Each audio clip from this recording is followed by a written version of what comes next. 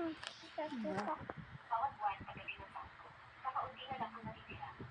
Si supervisor din na ito. Eh bakit kahit isang tawag, wala ka man lang naitawag sa bahay? Boss, ang cellphone ko ay binasag din ni supervisor dito.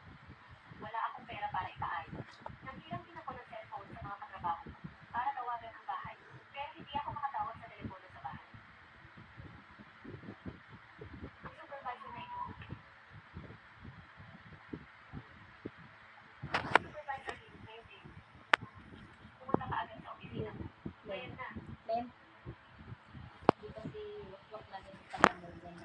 Nang malaman ni Manager Liu na nagtapos ako sa North China University, pinagsusulat na niya ako ng mga plano araw-araw. Lahat ng plano sa kumpanya, ginawa ko lang bilang design. Pero, wala pa akong matanggap na tulong. Gusto ko lang naman kumita ng mas marami. Para maging hawa ako sa iyo, nanay ko. Pinagsusulat ka ng mga proposal. Ano-ano bang mga proposal ang pinasulat mo? Kasi halong marami na kasing proposal. Hindi ko na masyadong maalala. Pero yung kamakailan